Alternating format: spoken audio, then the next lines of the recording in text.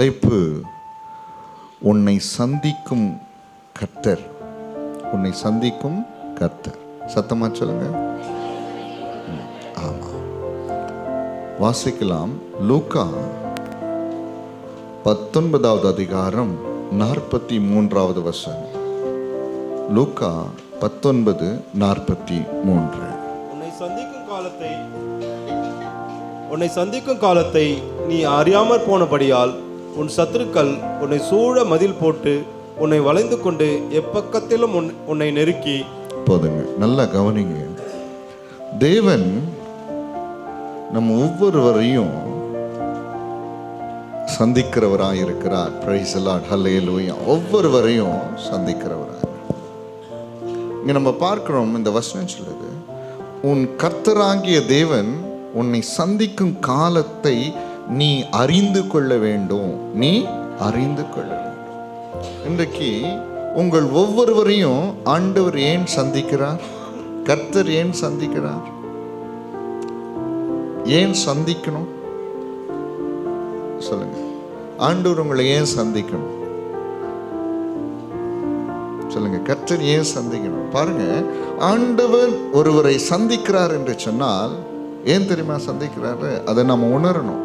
ஐயோ, என் பிள்ளைகளுக்கு தீமைகள் வரப்போகிறது, அந்த தீமையிலிருந்து என் பிள்ளைகளை நான் என்ன பண்ணோம்? காப்பாற்ற வேண்டும். அதனால கர்த்தர் சந்திக்கிறார். தம்முடைய பிள்ளைகளுக்கு கிருபையை கொடுப்பதற்காக கர்த்தர் சந்திக்கிறார். பலத்தை கொடுப்பதற்காக கர்த்தர் சந்திக்கிறார். பலவீனத்தை நீக்குவதற்காக கர்த்தர் சந்திக்கிறார். வியாதியை சுகமாக்குவதற்காக கர்த்தர் சந்திக்கிறார். பலவீனமான சூழ்நிலைகள் மாறுவதற்காக கர்த்தர் சந்திக்கிறார். வியாதி மற்றும் பிசாசின் பிடியில் சிக்கிக் கொண்டிருக்கிறவர்களை விடுதலையாக்கும்படி கர்த்தர் சந்திக்கிறார். அவமானத்தில் இருக்கிறவர்களை விடுதலையாக்கும்படி கர்த்தர் சந்திக்கிறார். ஆமாத்தானே? வேற எதுக்குன்னா நம்மை பலவீனப்படுத்த, நம்மை துன்பப்படுத்த, நம்மை அவமானப்படுத்த, நமக்கு வியாதியை கொடுக்க ஆண்டவர் நம்மை சந்திக்கிறாரா? இல்லவே கிடையாது. நம்மை சந்திக்கிறதற்கு ஒரு பெரிய நோக்கம் உண்டு. நமக்கு அன்பை கொடுக்கும், ஆறுதலை கொடுக்கும், சமாதானத்தை கொடுக்கும், இளைப்பாறுதலை கொடுக்கும், வெற்றியை கொடுக்கும், மகிமையை கொடுக்கும், ஆசீர்வாதங்களை கொடுக்கும், நன்மைகளை கொடுக்குமே கர்த்தர் சந்திக்கிறவராக இருக்கிறார். ஹல்லேலூயா. இன்னும் சத்தமா கரங்கள் அவர். ஆமா, நம்மை சந்திக்கிறதற்கு கர்த்தர் ஒரு பெரிய காரணத்தை, நோக்கத்தை வைத்திருக்கிறார். அதை நாம் என்ன பண்ணணும்? உணர்ந்து கொள்ளணும். சத்தமா சொல்லுங்களேன். அப்படி ஆண்டவர் ஏன் நம்மளை சந்திக்கிறார் என்கிற அந்த சூழ்நிலையும் அந்த பாக்கியத்தையும் நாம் உணராவிட்டால், அதை ஏற்றுக்கொள்ளாவிட்டால், அதை அறியாவிட்டால் நம்ம என்ன பண்ணணும் தெரியுங்களா? கர்த்தர் கொடுக்கவிருக்கிற கிருபையை இழந்து போவோம். புரியுதுங்களா? ஆண்டவர் நம்மை சந்தித்து நமக்கு கிருபை கொடுக்கணும்னு சொல்லி நம்ம வரும்போது அதை நாம் உணர்ந்து கொள்ளணும், புரிந்து கொள்ளணும், ஏற்றுக்கொள்ளணும். அப்படி இல்லைன்னு சொன்னா அந்த கிருபை நமக்கு கிடைக்காது. அதே போல ஒரு மனுஷனை சந்தித்து பாதுகாப்பை கொடுக்கணும்னு சொல்லி ஆண்டவர் விரும்பி வரும்போது நம்ம அதை உணர்ந்து கொள்ளணும், அதை அறிந்து கொள்ளணும், அதை ஏற்றுக்கொள்ளணும். இல்லைன்னா அந்த பாதுகாப்பு அவங்களுக்கு கிடைக்காது. பலத்தை கொடுக்க நினைக்கும் போது, ஆசீர்வாதங்களை கொடுக்க நினைக்கும் போது, தற்கொலையிலிருந்து தடுக்க வேண்டும் என்று நினைத்து நம்மை சந்திக்கும் போது, விபத்திலிருந்து நம்மை தடுக்க வேண்டும் என்று சொல்லி ஆண்டவர் நம்மை சந்திக்கும் போது அதை நாம் என்ன பண்ணணும்? உணர்ந்து கொள்ளணும், அறிந்து கொள்ளணும், நம்ம ஏற்றுக்கொள்ளணும். இன்றைக்கு பாருங்க, கர்த்தர் நம் ஒவ்வொருவரையும் ஏதோ ஒரு சூழ்நிலையில், ஆபத்தான சூழ்நிலையிலே கர்த்தர் நம்மை சந்தித்திருக்கிறார். பலவீனமான நேரத்தில், காலங்களிலே, சூழ்நிலையிலே கர்த்தர் நம்மை சந்தித்திருக்கிறார். வியாதியின் படுக்கையிலே கர்த்தர் நம்மை சந்தித்திருக்கிறார். பிசாசின் பிடியில் இருந்து நம்மை ஆண்டவர் சந்தித்திருக்கிறார். பாவத்தில் இருந்த சூழ்நிலையிலே கர்த்தர் நம்மை சந்தித்திருக்கிறார். வாழவே கூடாது என்று சொல்லி நினைத்த சூழ்நிலையிலே கர்த்தர் நம்மை சந்தித்திருக்கிறார். ஹல்லேலூயா. அதை நிறைய பேர் என்ன பண்றோம்? உணர்றதுல, அறியறதுல, ஏற்றுக்கொள்கிறது. ஆண்டவர் என்னை ஏன் சந்தித்தார் என்று சொல்லி அறியாமல் வாழ்ந்துகிறபடினால தான் நிறைய பேருக்கு கிருபை கிடைக்கிறதில்ல, பலன் கிடைக்கிறதில்ல, பாதுகாப்பு கிடைக்கிறதில்ல, சுகம் கிடைக்கிறதில்ல, ஆசீர்வாதங்கள் கிடைக்கிறதில்ல, நன்மைகள் கிடைக்கிறதில்ல. ஆண்டவரை உணர்றதுல, ஏன் ஆண்டவர் என்னை சந்திக்கணும்? ஏன் ஆண்டவர் என்னை கிட்ட வந்து என்னை பார்க்கணும்? ஏன் ஆண்டவர் என்னை ஏற்றுக்கொள்ளணும்? அதெல்லாம் நம்ம என்ன பண்ணல, உணர்றதில்ல. Price the Lord. இன்னைக்கு நாம் அறிந்து கொள்ளணும். அதனால தான் ஆண்டவர் பாருங்க, அந்த எருசலேம் நகரத்தை பார்த்து கண்ணீர் விட்டு அவர் நிறைய காரியங்களை சொன்னார். அதில் ஒரு காரியம் என்னன்னா, நான் உன்னை சந்திக்கும் காலத்தை நீ அறியாதபடினாலே, உணராதபடினாலே, ஏற்றுக்கொள்ளாதபடினாலே இப்படிப்பட்ட தீமைகள் எல்லாம் உனக்கு வரப்போகிறது என்று சொல்லி ஆண்டவர் என்ன பண்ணாரா? கண்ணீர் விட்டார். இன்னைக்கு ஆண்டவர் உங்கள் வாழ்க்கையில் உங்களை சந்தித்ததற்கு ஒரே ஒரு காரணம் நினச்சுன்னா, உங்களுக்கு நன்மைகளை மாத்திரம் கொடுக்க வேண்டும் என்று சொல்லி, அதை நீங்கள் உணர்ந்து கொண்டு, அதை நீங்கள் அறிந்து கொண்டு அவரை நீங்கள் என்ன பண்ணணும்? ஏற்றுக்கொள்ளணும். ஹல்லேலூயா. சத்தமாக கரங்களை உயர்த்தி. வேறு ஒன்றுக்காக ஆண்டவர் உங்களை சந்திக்க வரலை. பாருங்க, 38 வருஷமாய் ஒரு மனுஷன் பெதஸ்தா குளத்தில் படுத்து கிடந்தான். சீராத வியாதி. அவன் வெகு காலமாக வியாதிஸ்தனா இருந்தான். ஆண்டவர் ஏன் அங்க போனாரு? சொல்லுங்க, ஏன் ஆண்டவர் அங்க போனார்? ஏன் ஆண்டவர் அவனை சந்தித்தார்? சொல்லுங்க, ஏன் சந்தித்தார்? அவனால என்ன நன்மை கிடைக்க போகிறது? அவன் தன்னுடைய வாழ்க்கையின் முழு பகுதியும் வியாதியில செலவழித்து விட்டான். அவனால என்ன நன்மை கிடைக்க ஒரு நன்மையும் கிடைக்க போகல. ஆனால் ஆண்டவர் அவனை தேடி சென்றது காரணம் என்னன்னா, அவனுக்கு சுகத்தை கொடுக்க வேண்டும். Praise the Lord, praise the Lord, hallelujah, amen. பாருங்க, கல்லறையில் ஒரு மனிதன் தன்னைத்தானே காயப்படுத்தி கொண்டு அநேக பிசாசினாலே அலக்கழிக்கப்பட்டவனாக இருந்தான். ஆண்டவர் ஏன் அவனை தேடி போனார்? ஏன் அவனை சந்தித்தார்? சொல்லுங்க, ஏன் அவனை சந்தித்தார்? ஏன் அவனை தேடி போனார்? சொல்லுங்க. அவனை அந்த பிசாசின் பிடியிலிருந்து விடுதலை ஆக்குவதற்காக கர்த்தர் அவனை தேடி போனார். சத்தமா சொல்ல மாட்டேங்கிறீங்க. ஹல்லேலூயா, ஹல்லேலூயா. கிதியோன் என்கிற ஒரு மனிதனை குறித்து வேதாகமத்தில் பார்க்கிறோம். அவன் என்ன பண்றான்? ஒரு கர்வாலி மரத்தின் கீழே கோதுமை என்ன பண்றான்? பாதுகாக்கும்படி பயத்தோடு அதை சுத்தம் செய்து கொண்டிருக்கான். கர்த்தர் அங்கே அவனை சந்தித்தார். ஏன் சந்தித்தார்னா, இஸ்ரவேலை ரட்சிக்கும்படி அவனை சந்தித்தார். ஹல்லேலூயா.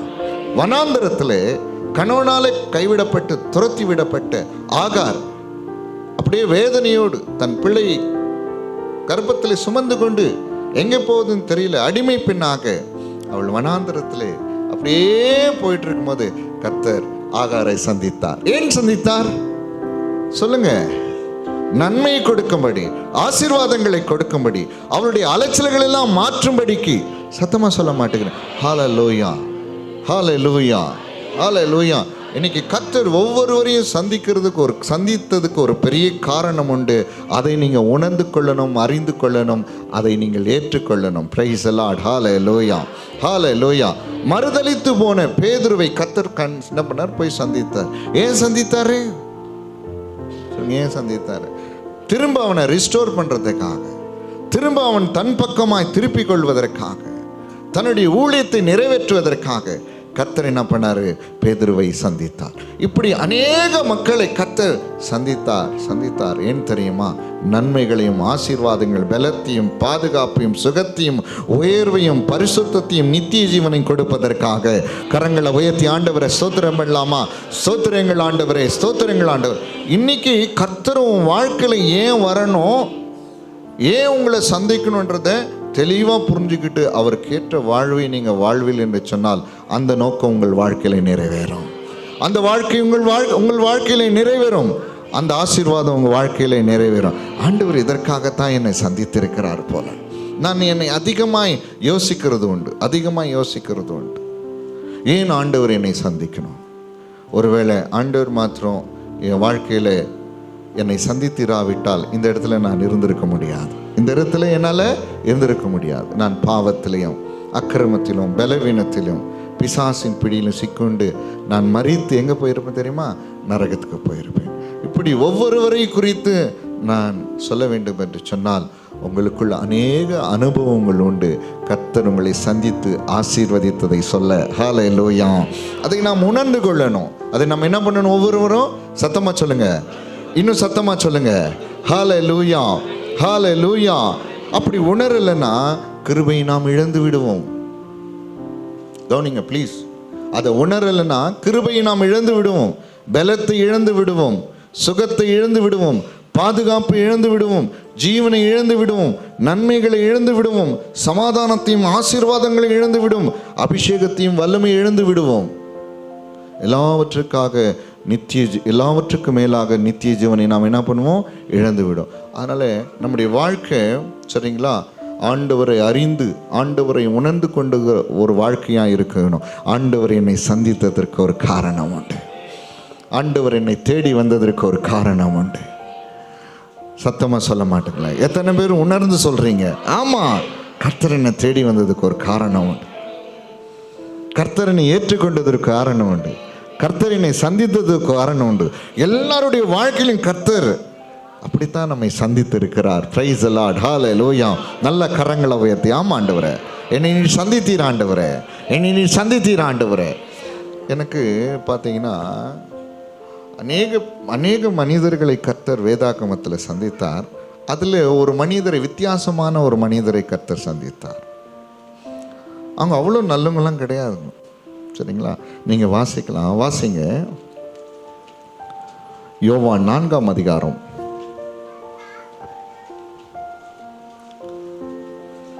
அங்கே 6வது வசனத்தை வாசிங்க. அங்கே யாக்கோப்புடைய கிணறு இருந்தது.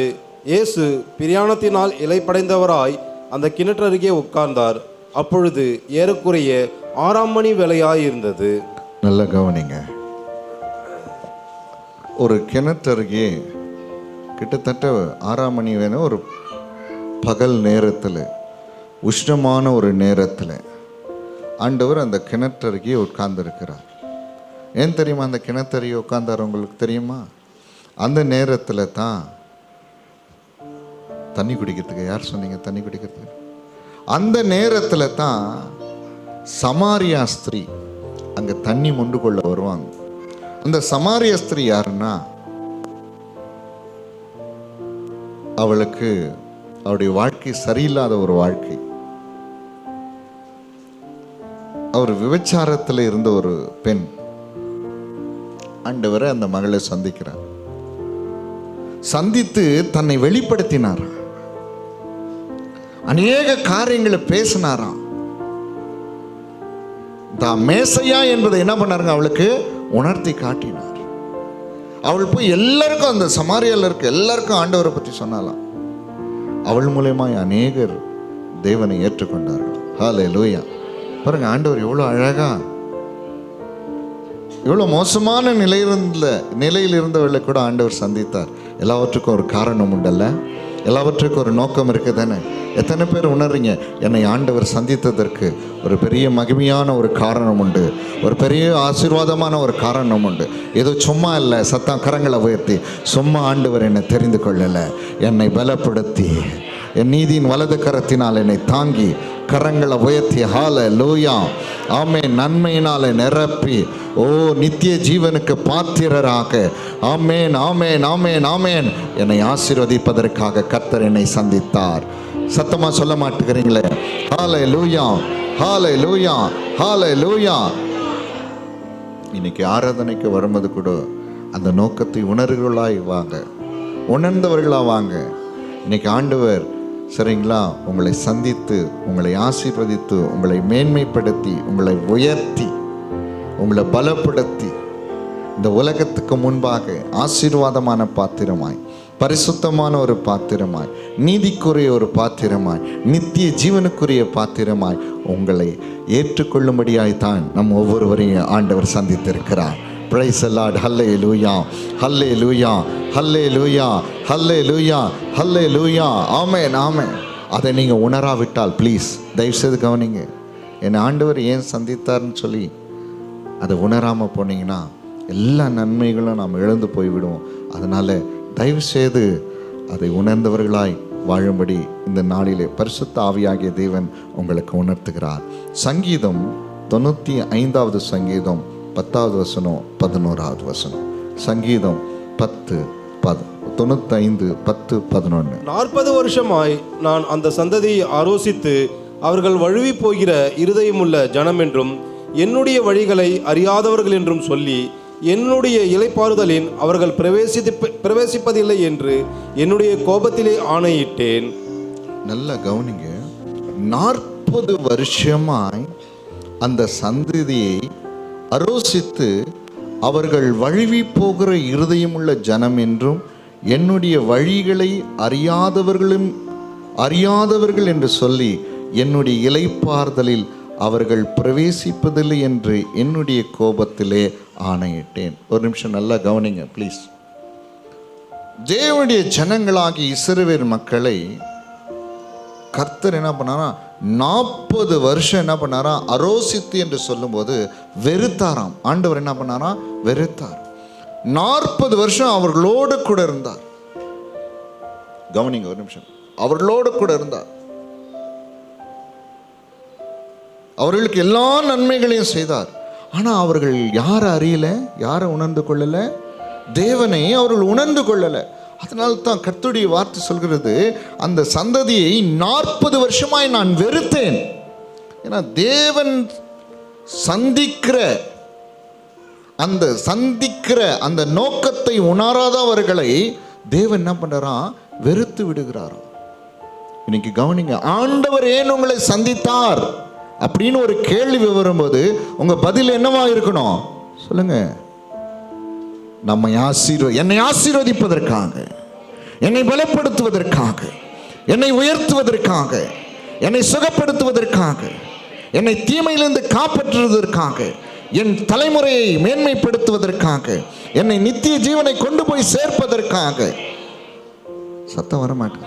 இதற்காகத்தான் கர்த்தர் என்னை சந்தித்தார் சொல்லி உணரணும். இந்த 40 வருஷமாய் ஜனங்கள் வனாந்தரத்தில் ஆண்டவர் சந்தித்ததை, ஒவ்வொரு நாளும் சந்தித்ததை அவர்கள் என்ன பண்ணல, உணரல, அறியல. ஏன் ஆண்டவர் அவர்களை சந்தித்தார், ஏன் அவர்களோடு கூட இருந்தார், அதை உணரல. ஏன் தெரியுமா இருந்தார் அவர்களோடு கூட?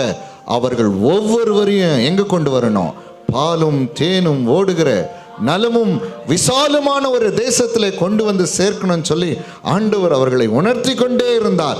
அவர்கள் தேவனுடைய வழி என்ன பண்ணாங்களாம், அறியாமல் போனார்களாம். தயவுசெய்து கவனிங்க, ஒரு நிமிஷம் கவனிங்க.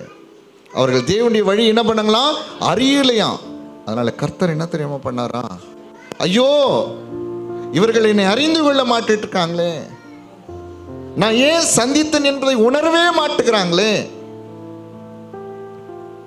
நான் ஏன் அவர்களை தேடி வந்தேன் என்பதை புரிந்து கொள்ளவே மாட்டுகிறாங்களே. இன்னைக்கு நிறைய பேருக்கு புரிதலே இல்லை, உணர்வே இல்லை. ஏன் ஆண்டவர் என்னை தேடி வரணும், ஏன் ஆண்டவர் என்னை சந்திக்கணும், ஏன் ஆண்டவர் என்னை ஏற்றுக்கொள்ளணும், இயேசு கிறிஸ்து என்னை ஏன் தேடி வரணும், ரட்சிப்பின் அதிபதியாகி அவர் தம்முடைய சொந்த இரத்தத்தினால ஏன் என்னை மீட்டுக் கொள்ள வேண்டும்.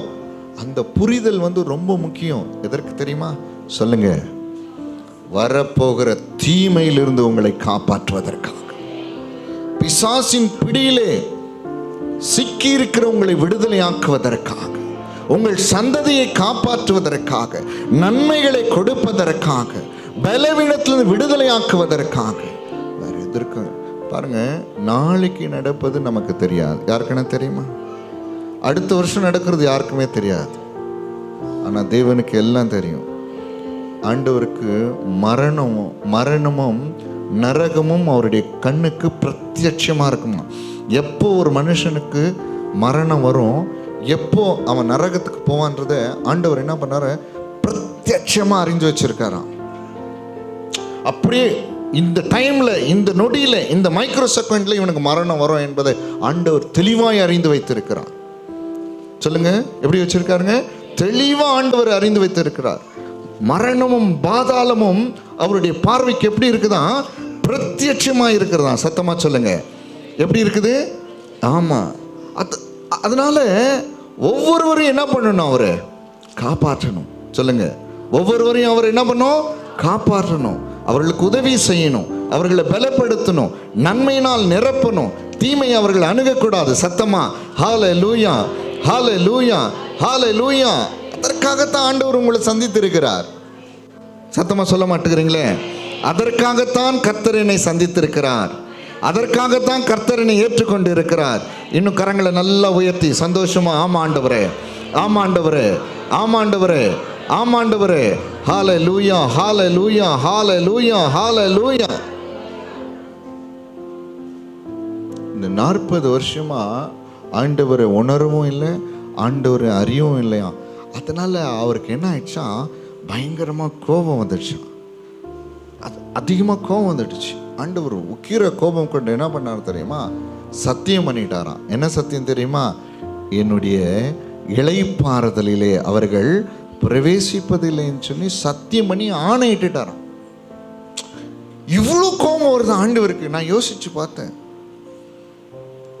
அவருடைய கோபத்தின் எக்ஸ்டென்ஷன் பார்த்தேன் நான். இவ்வளோ கோபப்படுவார் ஆண்டவர். ஆமாம், கண்டிப்பாக கோபப்படுவார். ஒரு நாளில் 2 நாள் அல்ல, 40 வருஷம் வெறுத்தாராம். பாருங்க, 40 வருஷம் அவர்களை வெறுத்தார். இன்னைக்கு கூட நிறைய பேர் ஆண்டவர் வெறுக்கிறார், நிறைய பேர் ஆண்டவர் வெறுக்கிறார். ஏன் தெரியுமா? அவருடைய வழிகளை நம்ம அறியாது இருக்கிறதுனால. ஆண்டவர் அந்த எருசலேம் நகரத்தை பார்த்து கண்ணீர் விட்டு அவர் சொன்னாரு, நான் உன்னை சந்திக்கும் காலத்தை நீ என்ன பண்ணல, அறியாம போனபடினாலே உன்னை சத்துருக்கள் என்ன பண்ண போறாங்க, சூழ மதில் போட்டு உன்னை நெருக்கி உன்னில் உள்ள பிள்ளைகளை அழிக்க போறாங்க. இதெல்லாம் உனக்கு நான் என்ன சொன்னேன், அதனால தான் உன்னை நான் சந்தித்தேன். புரிஞ்சுக்குங்க. ஏதோ சாதாரணமாக வந்துட்டு ஒரு ஆராதனை பண்ணி ஜெபம் பண்ணிட்டு போறதுக்காகலாம் கர்த்தர் உங்களை சந்திக்கல. பயங்கரமான ஒரு நோக்கம், பயங்கரமான ஒரு திட்டம். இருளின் அதிகாரத்திலிருந்து நம்மை விடுதலை ஆக்கணுன்றதுக்காக தான் கர்த்தர் உங்களை என்னைய சந்தித்து இருக்கிறார். சத்தம் வரமாட்டேங்குது. உண்மைதான் தேவ பிள்ளைய, உண்மைதான். எவ்வளோ பயங்கரங்கள் தெரியுமா நிறைந்த இந்த உலகம். மரண வாசல்களிலிருந்து நம்மை தூக்குவதற்காகத்தான் கர்த்தர் உங்களை என்னை சந்தித்து இருக்கிறார். பாதாளத்தின் வல்லமிலிருந்து மீட்டுக் கொள்வதற்காக தான் கர்த்தர் உங்களை என்னைய சந்தித்திருக்கிறார். உங்க ஒவ்வொருவரையும் நித்திய ஜீவனை பங்கு பெறுவதற்காகத்தான் கர்த்தர் உங்களை என்னைய சந்தித்திருக்கிறார். மறந்து போவாதீங்க, மறந்து போவோம். அதை அறியலைன்னா, உணரலைன்னா, அதை ஏற்றுக்கொள்ளனா ஆண்டவருக்கு என்ன தெரியுமா வரும்? கோபம் வரும். எல்லாம் சொல்லுங்க, கோபம் வரும். அந்த கோபம் எந்த நிலைக்கு போயிடுதுன்னா, ஆணையிட்டாராம், இவங்கள ஒருவரும் என்னுடைய இளைப்பாறுதல் என்ன பண்ண முடியாது, பிரவேசிக்க முடியாது. கடவுள் கொடுக்கிற அந்த இளைப்பாறுதலை பிரவேசிக்க முடியாமல் போனாங்களாம். இன்னைக்கு நான் சொல்றேன், தயவு செய்து ஆண்டவர் என் வாழ்க்கையிலே வந்ததற்கு, என்னை சந்தித்ததற்கு, என்னை ஏற்றுக்கொண்டதற்கு ஒரு காரணம் உண்டு என்பதை உணர்ந்து அவருக்காக வாழ்வீர்களாக, அவருக்காக வாழ்வீர்களாக. ஹல்லேலூயா, ஹல்லேலூயா. இன்னும் சத்தமா ஹல்லேலூயா, ஹல்லேலூயா, ஆமென். யாத்ராகமம் 20வது அதிகாரம் 1வது வசனத்திலிருந்து 17வது வசனம் வரையிலும் வாசிக்காதீங்க, எடுத்துக்கொள்ளுங்க. யாத்ராகமம் 20வது அதிகாரம் 1வது வசனத்திலிருந்து 17வது வசனம் வரலாம், குறிச்சு கொள்ளுங்க. அதே போல உபாகமம் 5வது அதிகாரம் 6வது வசனத்திலிருந்து 21வது வசனம் வரலாம், குறிச்சுக்குங்க. குறிச்சிட்டீங்களா? என்ன நான் சொன்னேன்? முதல்ல என்ன சொன்னேன்? யாத்ராகமம் 20ஆம் அதிகாரத்திலிருந்து 21வது வசனத்திலிருந்து அடுத்தது சரிங்க. இந்த 2 பகுதியை நீங்கள் என்ன பண்ணணும்னா வீட்டில் போய் என்ன பண்ணணும், வாசிக்கணும்.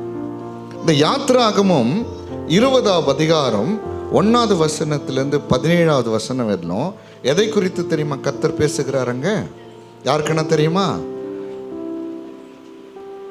கட்டளைகளை குறித்து ஆண்டவர் பேசுகிறார். கட்டளைகளை குறித்து ஆண்டவர் பேசுகிறார்.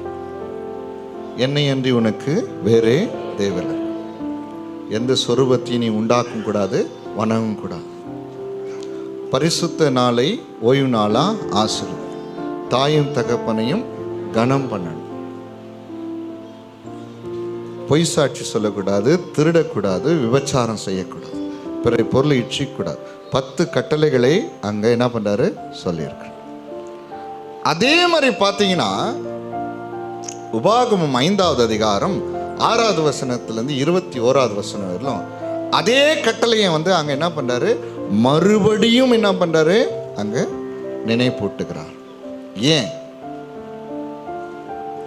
நல்ல கவனிங்க, நல்ல கவனிங்க ஒரு நிமிஷம். யாத்ராகமத்தில் தேவன் அவர்களை சந்தித்து பேசும்போது யாரோட தெரியுமா பேசினாரா? தயவு செய்து கவனிங்க. யாரோட பேசினார்னா, எகிப்திலிருந்து புறப்பட்ட யுத்த புருஷர்களாகிய 6,3550 பேர்கிட்ட என்ன பண்ணார்? இதை குறித்து பேசினார். மற்ற எல்லாரோட கூட அங்க பேசினார். கவனிச்சிங்களா? ஆனால் நல்ல கவனிங்க, உபாகமத்தில் பேசும்போது அந்த 6,3550 பேர்ல 2 பேர் தான் இருந்தாங்க. மற்ற 6,3548 பேர் இல்லை. யாத்ராகமத்தில் பேசும்போது இருந்தவர்கள் உபாகமத்தில் பேசும்போது இல்லை. ஆண்டவர் ஏன் தெரியுமா நினைப்பூட்டினாரு? அங்கே அவர்களை சந்தித்து என் கற்பனைகளையும் என் கட்டளைகளையும் கொடுத்தேன். ஏன் சொன்னா அவர்களுக்கு நன்மை உண்டாகும்படி. ஆனா அவங்க என்ன பண்ணல? அந்த கட்டளையின் படியும் கற்பனையின் படியும் அவர்கள் செய்யாததினாலே வனாந்தரத்திலே அவர்கள் அழிக்கப்பட்டார்கள். இதை நீ பார்த்த. யாரோட பேசுற தெரியுமா? உபாகமத்தில் யாரோட பேசுற? அவங்க பிள்ளைகளோட ஆண்டவர் பேசுறார். நல்ல கவனிங்க. வேதம் என்பது பாருங்க, ஷார்ப் எட்ஜ்ன்றாங்க, ஷார்ப் எட்ஜ் ஸ்வாட்வாங்க. அதுவும் டபுள் சைடட், இருபுறமும் கருக்குள்ள ஒரு பட்டயம். சரிங்களா? ஒரு பக்கம் அன்பு இருந்தால் ஒரு பக்கம் நியாய தீர்ப்பு இருக்கும். நல்லா கவனிச்சு கொள்ளுங்க. ஆண்டவருடைய வசனத்தின்படி நடக்கிறவர்களுக்கு ஆசீர்வாதமும் ஜீவனும் உண்டு. ஆண்டவருடைய வசனத்தின்படி நடக்காதவர்களுக்கு சாபமும் மரணமும் உண்டு. இதுதான் இருபுறம் உள்ள கருக்குள்ள பட்டயம். ஆண்டவர் சந்தித்து தெளிவா சொன்னார். இந்த கட்டளையை பெற்று கீழே வர்றதுக்கு முன்னாடியே கவனிக்கிறீங்களா ப்ளீஸ்? ஆண்டவர் மோசையோட சந்தித்து அந்த கட்டளைகளெல்லாம் அவர் கையால் எழுதி கொடுத்து கீழே வரும் பொழுதே இந்த தேவனுடைய ஜனங்கள் என்ன பண்ணாங்க தெரியுமா? தங்கள் கிட்ட இருக்கிற பொன் ஆபரணங்கள்லாம் கழட்டி கண்ணுக்குட்டியை உருவாக்கி என்ன தெரியுமா சொன்னாங்க? எங்களை எகிப்திலிருந்து அழைத்து வந்த தெய்வம் என்று சொல்லி அந்த பொண்ணு கண்ணுக்குட்டிக்கு முன்னாடி ஆடி ஆர்ப்பரித்து தேவன் சந்தித்த நோக்கத்தை கெடுத்து போட்டார்கள். புரிஞ்சுங்களா? நான் நல்லா கவனிக்க, நான் உங்களுக்கு சொல்றேன், ஆண்டவர் உங்களை சந்தித்ததற்கு ஒரு பெரிய காரணம் உண்டு.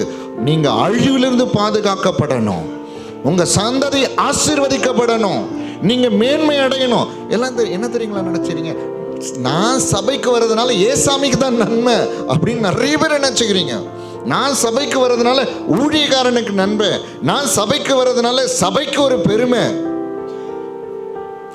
ஆண்டவருக்கு எந்த விதத்திலும், புரிஞ்சுங்களா, எந்த நன்மையும் நம்மளால கிடையாது. எத்தனை பேர் இதை ஆமோதிக்கிறீங்க?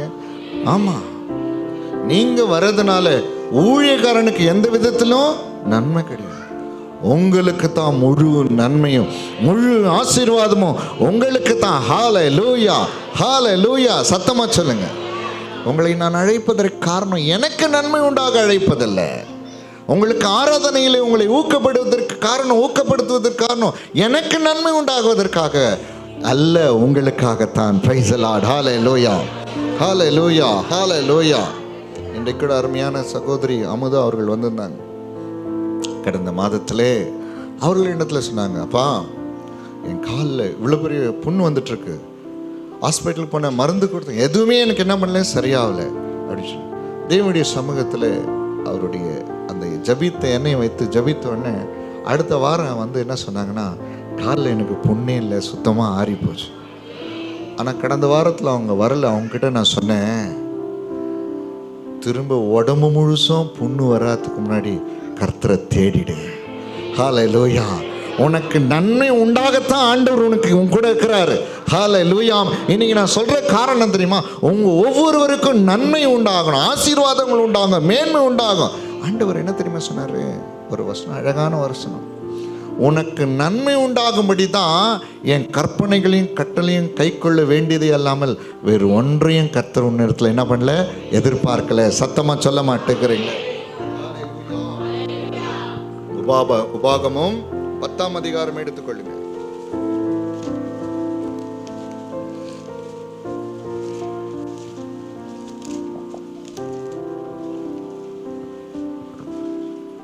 உபாகமம் 10:13. வாசிங்க, எல்லாரும் சேர்ந்து வாசிங்க. நான் இன்று எல்லாரும் சேர்ந்து வாசிங்க. எல்லாரும் எல்லாம் சேர்ந்து வாசிங்க. நான் உனக்கு இன்று கற்பிக்கிற கர்த்தருடைய கற்பனைகளையும் அவருடைய கட்டளைகளையும் உனக்கு நன்மை உண்டாகும்படி கைக்கொள்ள வேண்டுமே அல்லாமல் வேறு எதை உன் தேவனாகிய கர்த்தர் உனக்கு எதிர்பார்க்க. சொல்லுங்க, யாருக்கு நன்மை வரணுமா? சொல்லுங்க சிஸ்டர், சொல்லுங்க, எல்லாம் சொல்லுங்க. யாருக்கு நன்மை வரணும்? அவர் கட்டளையும் கற்பனைகளையும் கை கொள்றதுனால யாருக்கு நன்மை வருதுங்களா?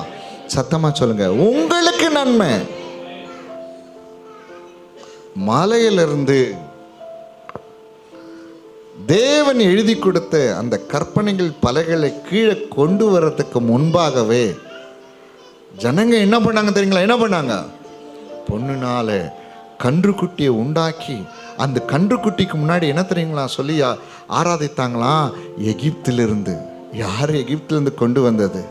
10 வாதைகளை கொண்டு எகிப்தின் ஜனங்களுக்கு தம்முடைய வல்லமையை, பார்வோனுக்கு தம்முடைய வல்லமையை காண்பித்தது நம்முடைய தேவனாகிய கர்த்தர் அல்லவா? யெகோவா தேவன் அல்லவா? இருக்கிறவராக இருக்கிறேன் என்கிறவர் அல்லவா? பரிசுத்த ஆவியாகிய தேவன் அல்லவா?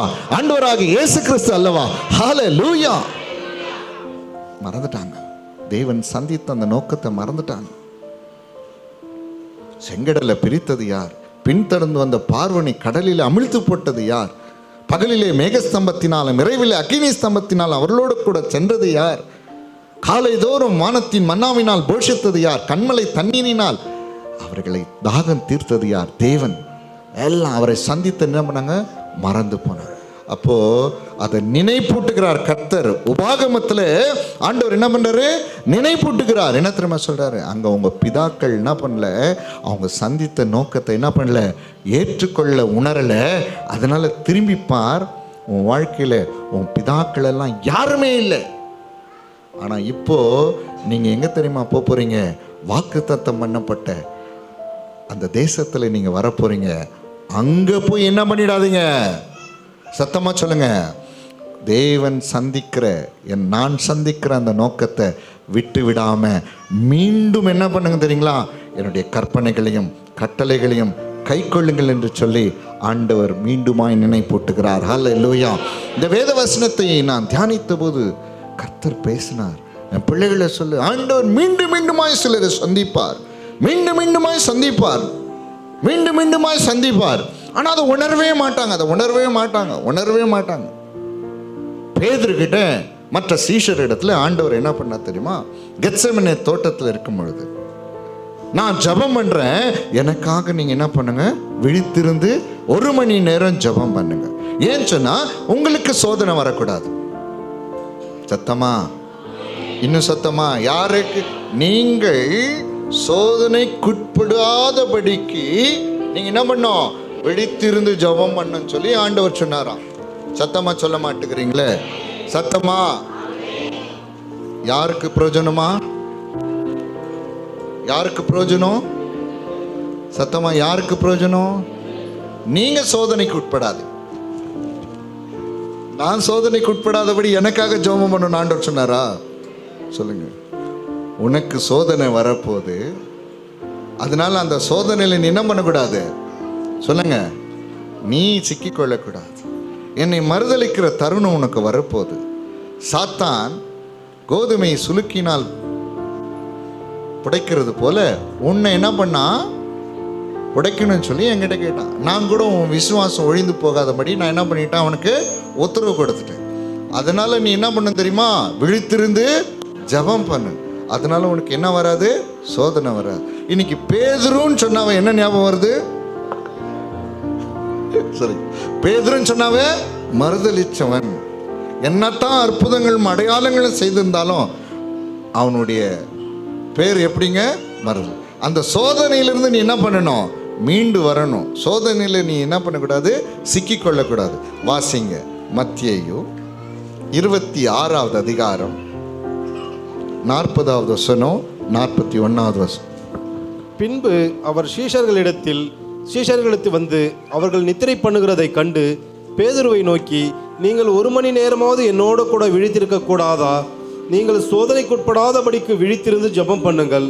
ஆவி உற்சாகம் உள்ளதுதான், மாம்சமோ பலவீனமுள்ளது என்றார். நல்லா கவனிங்க ப்ளீஸ், நல்லா கவனிங்க. சொல்லிக்கிட்டாரா? ஜெபம் பண்ணமா பண்ணக்கூடாதா? தம்பிங்க கவனிங்க, பண்ணமா பண்ணக்கூடாதா? வந்து பார்க்குறாரு, எப்படி இருக்கிறாங்க சொல்லுங்க, எப்படி இருக்காங்க? ஆண்டவர் என்ன பண்ணார் தெரியுமா? வந்து என்ன பண்ணாரு? அவங்களை என்ன பண்ணுறாரு? வாசிங்க 40வது வசனம். அவர்கள் நித்திரை பண்ணுகிறதை கண்டு என்ன பண்ணாங்க? என்னோட கூட நீங்கள் விழித்திருந்து ஜெபம் பண்ணணும்னு சொல்லிட்டு போகிறாங்க. திரும்பி மறுபடியும் வந்து பார்க்கும்போது 42வது வசனம் வாசிங்க. அவர் மறுபடியும் 2ஆம் தரம் போய், என் பிதாவே, இந்த பாத்திரத்தில் நான் பானம் பண்ணினால் ஒழிய இது என்னை விட்டு நீங்க கூடாதாகில் உம்முடைய சித்தத்தின்படி ஆக கடவது என்று ஜெபம் பண்ணினார். 43வது வசனம். அவர் திரும்ப வந்தபோது அவர்கள் மறுபடியும் நித்திரை பண்ணுகிறதை கண்டார். அவர்களுடைய கண்கள் மிகுந்த நித்திரை மயக்கம் அடைந்திருந்தது. திரும்பி வந்து பார்த்தா, நல்லா கவனிங்க, திரும்பி வந்து பார்த்தா எப்படி இருக்காங்களா? மறுபடியும் ஆண்டவர் சந்திக்கிறார், மறுபடியும் நித்திரை.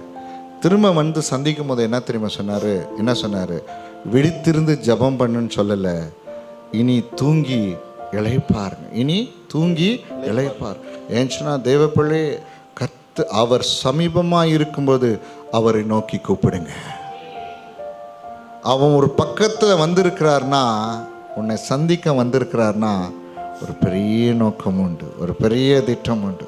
உன்னை பாதுகாப்பதற்காக, நன்மைகளை கொடுப்பதற்காக, உன்னை ஆறுதல் படுத்துவதற்காக, உன்னை ஏற்றுக்கொள்வதற்காக, நீ மனம் திரும்பும்படி மீண்டும் தேவ சமூகத்தில் வருவதற்காக உன்கிட்ட திரும்ப திரும்ப வராருன்னு சொன்னா, ஏன் தெரியுமா வராரு? சொல்லுங்க, நீ மனம் திரும்பி அவருடைய பாதத்தை பற்றி கொள்ளணும். ஹல்லேலூயா, ஹல்லேலூயா. அதை உதாசீனப்படுத்திடாத, அதை உதாசீனப்படுத்திடாத, அவரை எட்டி உதைச்சிடாத, அவரை புறம்பாக உன் முதுகுக்கு புறம்பாக நீ என்ன பண்ணிடாத, தூக்கி போட்டுடாத தேவ பிள்ளையே. ஹல்லேலூயா. கர்த்தர் இந்த நாளில் உங்கள் ஒவ்வொருவரும் கூட பேசுகிறார்.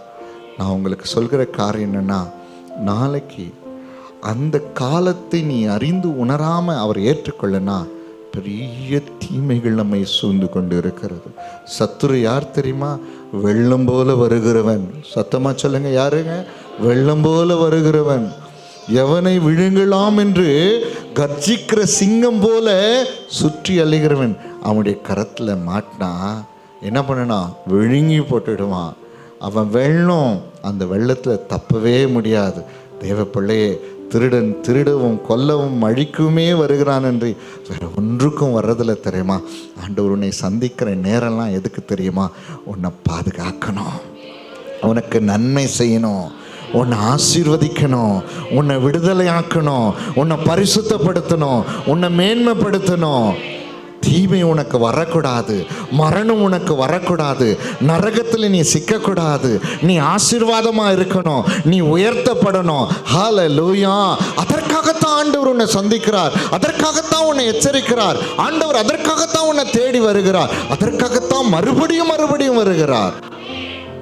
தயவுசெய்து சொல்கிறேன், அந்த காலத்தை நீ அறியாதபடியினாலே தீமைகள் சூழ்ந்து கொள்ளுமா. ஆண்டவர் சர்வ வல்லமுள்ள தேவனாகிய கர்த்தர் இயேசு கிறிஸ்து எருசலேமை பார்த்து கண்ணீர் விட்டு அழுதாராம். ஏன் தெரியுமா? ஏன் தெரியுமா? நான் உன்னை சந்திக்கிற காலத்தை நீ என்ன பண்ணல, அறியல. நான் ஏன் உன்னை சந்தித்தேன்னு சொல்லி உணரலை. நான் உன்னை ஏன் சந்தித்து உனக்கு பாவ மன்னிப்பாக்கி மீட்பை ஏன் கொடுத்தேன்னு உணரலை. உனக்கு ஏன் கிருபையை கொடுத்தேன்னு உணரலை. நீ எவ்வளோ பாவம் பண்ணி இருந்தாலும் உன்னை நான் ஏற்றுக்கொண்டனே, நீ உணரலை. உன்னை உலகம் ஒதுக்கின போதும் தள்ளின போதும் நான் உன்னை சேர்த்து கொண்டனே, அதை உணரலை. உனக்கு என்னெல்லாம் நன்மை செஞ்சிருக்கிறேன் அத்தனையும் நீ உணரலையே. நீ உன்னை சந்திக்கிற காலத்தை நீ உணராதபடினால உன்னை தீமை சீர்ந்து கொள்ள போகிறதே என்று சொல்லி அந்த எருசலேம் நகரத்தை பார்த்து கண்ணீர் விட்டு அழுதாராம். இன்னைக்கு கூட நிறைய பேருக்கு சொல்கிறேன், உணராமல் இருக்கீங்க. ஆண்டவரே உன்னை சந்தித்தார். எத்தனையோ 1000 கோடி ஜனங்கள் இருக்கும்போது கர்த்தர் உன்னை ஏன் சந்தித்தார்? உங்களை ஏன் சந்தித்தார்? உணர்ந்து கொள்ளுங்க, அறிந்து கொள்ளுங்க. அந்த சந்திப்பின் நோக்கத்தை ஏற்றுக்கொள்ளுங்க. கரங்களை உயர்த்தி சொல்லுங்க, ஹல்லேலூயா. எதிர்த்து நிற்காதீங்க, உணர்வு இல்லாமல் இருக்காதீங்க. ஏதோ சாப்பாட்டுக்காக ஆண்டவர் இடத்துல வராதீங்க. துணிக்காக ஆண்டவரிடத்தில் வராதீங்க. அற்பமான இந்த உலக பொருளுக்காக ஆண்டவரிடத்தில் வராதீங்க. ஆண்டவர் உன்னை சந்தித்ததற்கு ஒரு நோக்கம் உண்டு. உன்னை சந்திக்க ஓடி வந்ததுக்கு ஒரு நோக்கம் உண்டு. ஆண்டவர் பாருங்க, ஒரு ஓமையை கர்த்தர் சொன்னார். லூக்கா 15ஆம் அதிகாரத்தில் நீங்கள் வாசிக்கும் பொழுது, நீங்கள் வீட்டில் போய் வாசிங்க, சரிங்களா? 1வது வசனத்திலிருந்து நீங்கள் அந்த அதிகாரம் முழுவதும் கூட நீங்கள் வாசிச்சு பாருங்கள். அதில் முதல் 2 ஊமைகளை கர்த்தர் சொல்கிறார். நல்லா கவனிங்க. ஒரு மனுஷனுக்கு 100 ஆடுகள் இருந்துதான். ப்ளீஸ் லிசன் ஹியர், கவனிங்க. 100 ஆடுகள் இருந்தது. அதில் ஒரு ஆடு என்ன பண்ணிச்சான்? காணாமல் போயிடுச்சான். ஒரு ஆடு காணாமல் போயிடுச்சு. அவன் என்ன பண்ணானா தெரியுங்களா? 99 ஆடுகளை அங்கேயே விட்டுட்டாங்களாம். எங்கே விட்டாங்க? காணாமல் போன ஒரு ஆடை போய் சந்திக்கணும்னு போனான். ஏன் போனான்? ஏன் போனான் அந்த மேய்ப்பன்? ஏன் போனான்? ஒரு நிமிஷம் கவனிங்க. ஒருவேளை அந்த மேய்ப்பன் அந்த ஆட்டை சந்திக்க போகாமல் இருந்திருப்பான் என்று சொன்னால், தேடி போகாது இருப்பாதுன்னு சொன்னால், அந்த ஆடு முள்ளில் சிக்கி கொண்டு இருக்கும், பாதாளத்தில் விழுந்து அடிபட்டு இருக்கும். இல்லை என்று சொன்னால் திஷ்ட மிருகத்தினாலே சாகடிக்கப்பட்டிருக்கும். ஆண்டவர் உன்னை சந்தித்ததற்கு காரணம், பிசாசு உன்னை தொடக்கூடாது என்பதற்காக. 99 நீதிமான்களை குறித்து உண்டாகிற சந்தோஷம் பெருசல்ல, உன்னை என்னையும் தேடி வந்து ரட்சித்தாரே, அதுதான் சந்தோஷம். ஏன் தெரியுமா?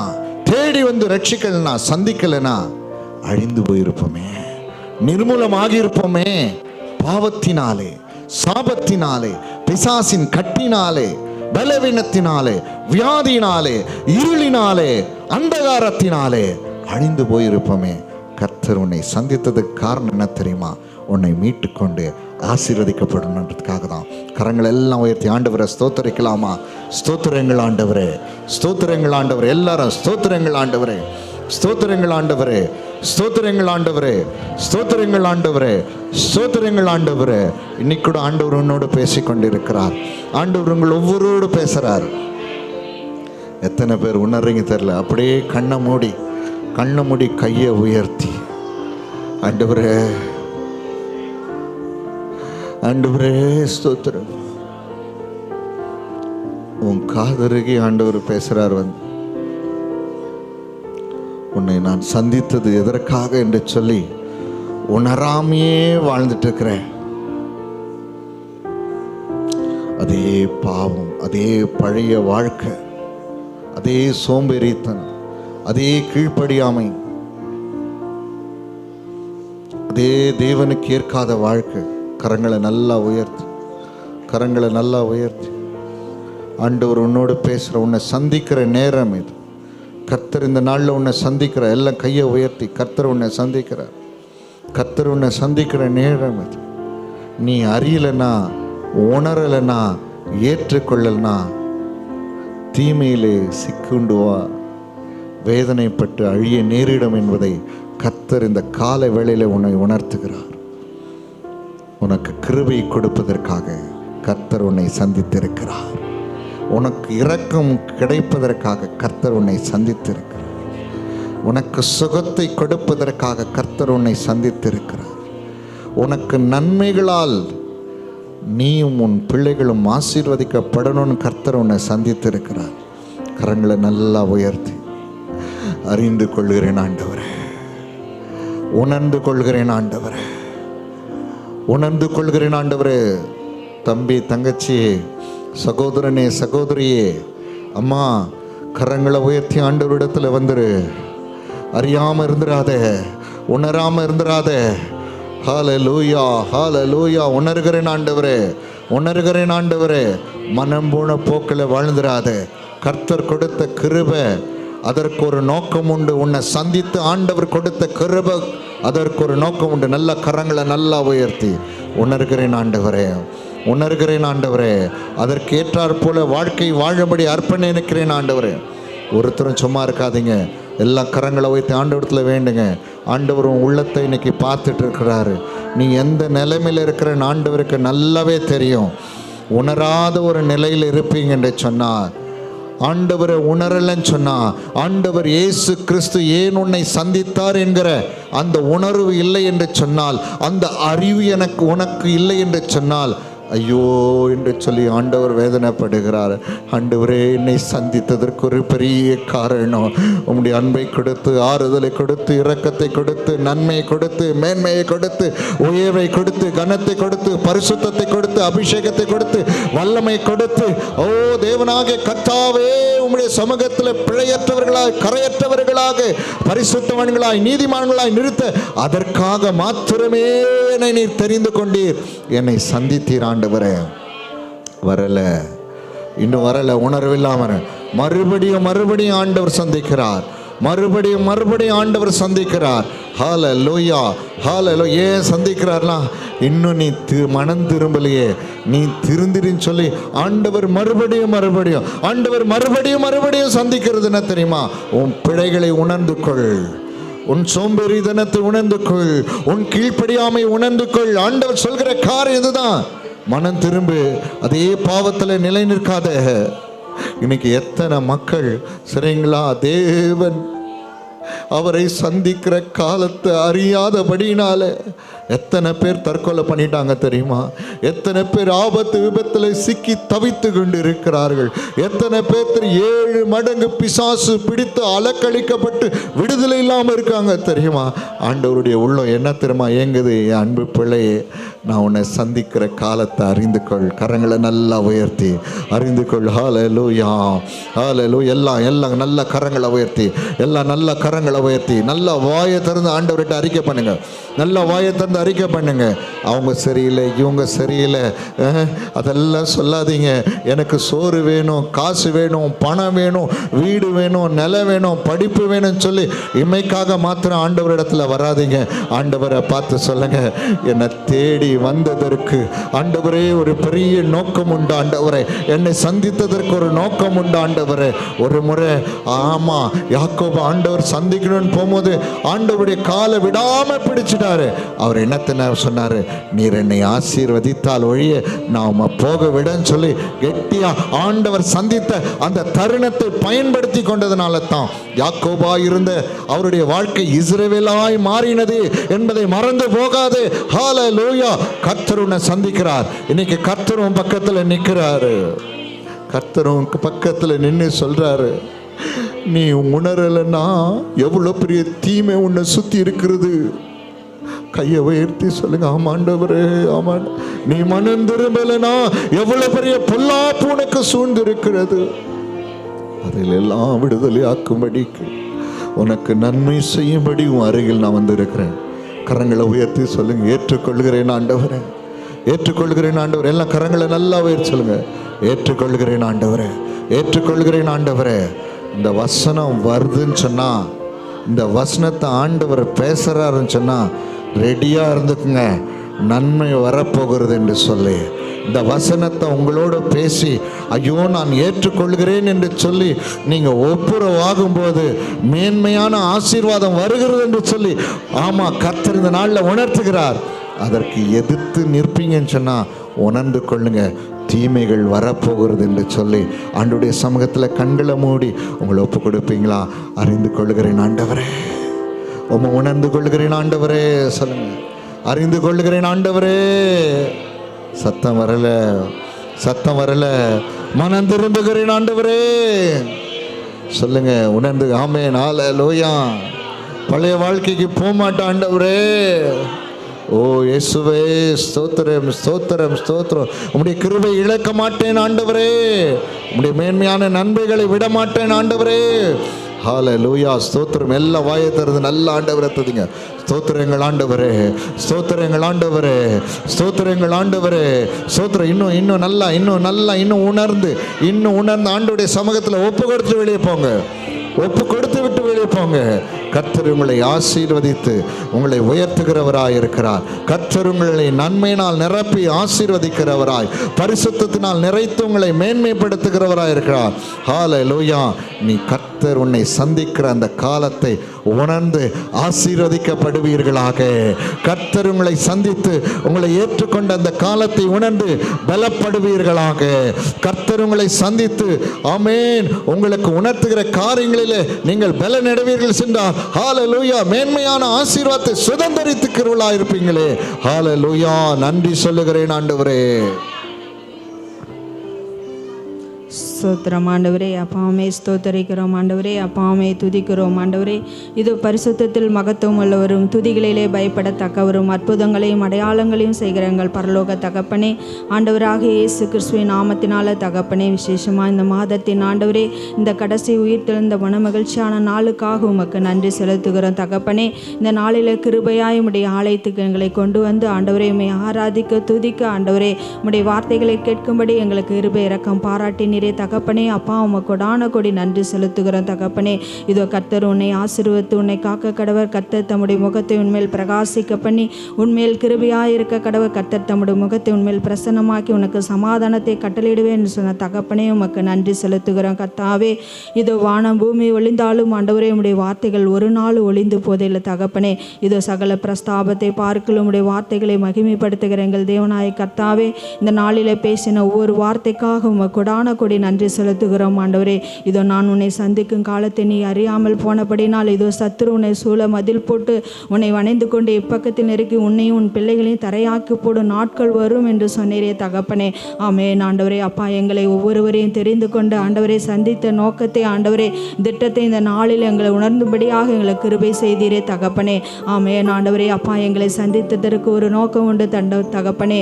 அப்பா ஒரு திட்டம் உண்டு தகப்பனே. அப்பா எங்களை ஆசீர்வதிப்பதற்காக, எங்களை பலப்படுத்துவதற்காக, எங்களை பாதுகாப்பதற்காக ஆண்டவரே வருகிற எல்லா தீமையிலிருந்து எங்களை விலைக்கு பாதுகாப்பதற்காக எங்களை ஒவ்வொருவரையும் தெரிந்து கொண்டீரே தகப்பனே. ஆமென் ஆண்டவரே. ஸ்தோத்திரம் ஆண்டவரே. இந்த வார்த்தையை கேட்டிருக்கிறோம் தகப்பனே. அப்பா நாங்கள் உணரும்படியா இந்த வேலையில் எங்களை ஒப்பு கொடுக்கிற தகப்பனே.